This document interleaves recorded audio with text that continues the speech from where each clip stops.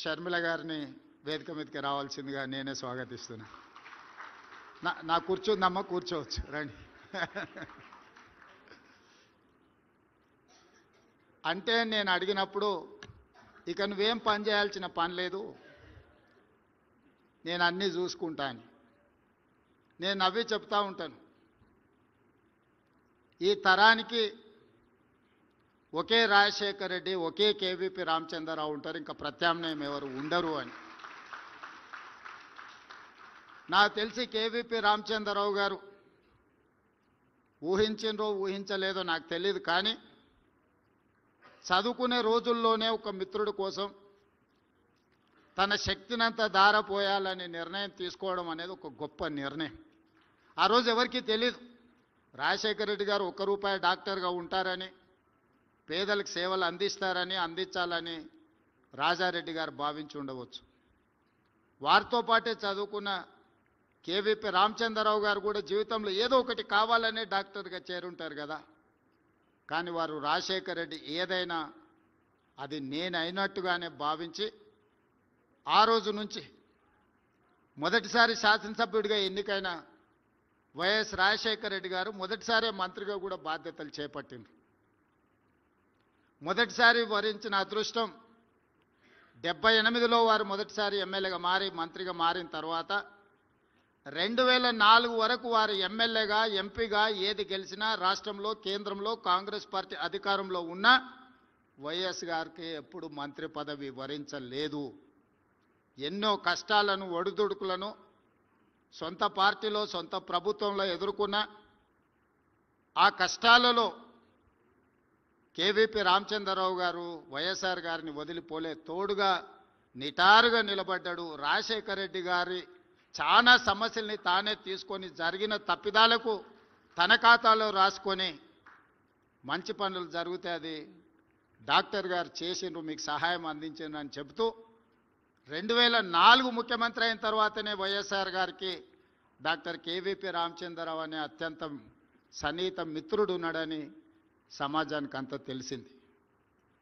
కాబట్టి ఈనాడు మాకు చాలామంది కలుస్తూ కేవీపీ కావాలనుకునే వాళ్ళందరికీ వేదిక మీద నుంచి నా సూచన ఒక్కటే, మీరు ఎప్పటికీ కేవీపీలు కాలేరు, అట్లాంటి ఆలోచనలు కూడా చేయబాకండి. ఒక కేవీపీ కావాలంటే సర్వం త్యాగం చేయగలిగిన త్యాగ గుణం ఉండాలి, అన్ని సమస్యల్ని ఎదుర్కొని నిలబడగలిగిన శక్తి ఉండాలి. అవి ఈ రోజుల్లో ఉన్నట్టుగా నాకైతే ఎవరు కనిపించలే. మొదటి వారం లోపలికి రానిస్తే రెండో వారంలో మనం కాసేపు అలా జరిగి ఇలా పోతే ఆ కుర్చీల్లో కూర్చొని నేను నడుపుతాలే అనే వాళ్ళు ఉన్నారు. ఎందుకంటే నేను అనుభవంతో ఇవన్నీ చెప్తున్నా.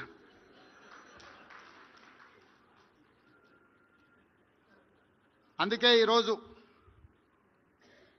రాజశేఖర రెడ్డి గారు మరణానంతరం 16 సంవత్సరాలు పూర్తయినా రైతుల పట్ల రాజశేఖర రెడ్డి గారికి ఉన్న అభిమానాన్ని గుర్తించి, రైతుల పట్ల కేవీపీ రామచంద్రరావు గారికి అభిమానం ఉందో లేదో నాకు తెలియదు, నేను అప్పుడు అడగలేదు, కానీ డాక్టర్ వైఎస్ రాజశేఖర రెడ్డి గారికి రైతుల పట్ల ఉన్న అభిమానం వ్యవసాయం దండగ కాదు, వ్యవసాయాన్ని పండుగ చేసి రైతునే రాజును చేయాలన్న వైఎస్ఆర్ ఆలోచనని కొనసాగించాలన్న ఆలోచనతో ఈరోజు కేవీపీ గారి కార్యక్రమాన్ని ఏర్పాటు చేయడం జరిగింది.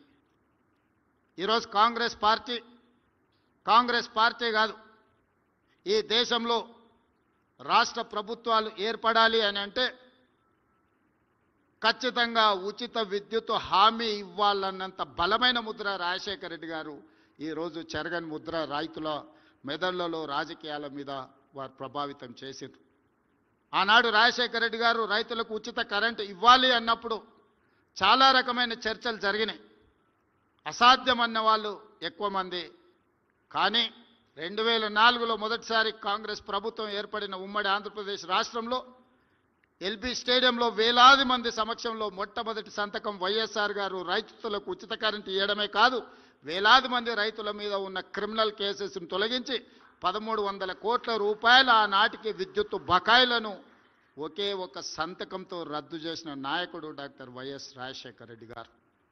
అదే కాదు, రైతులకు సంబంధించిన రుణమాఫీ కేంద్ర ప్రభుత్వం శ్రీమతి సోనియా గాంధీ మన్మోహన్ సింగ్ గారు చేసినప్పుడు కొంతమంది రైతులకు ఆ లబ్ధి జరగకపోతే వారు ఆలోచన చేసి ప్రతి రైతు కుటుంబానికి 5,000 రూపాయలు ఖచ్చితంగా ఇవ్వాలి అని దాదాపుగా 10,000 కోట్ల రూపాయలు మళ్ళీ 2008-9 సంవత్సరంలో వైఎస్ రాజశేఖర రెడ్డి గారు రైతాంగ కుటుంబాలను ఆదుకునే ప్రయత్నం చేసిండ్రు. వారు ఆదుకున్నారు.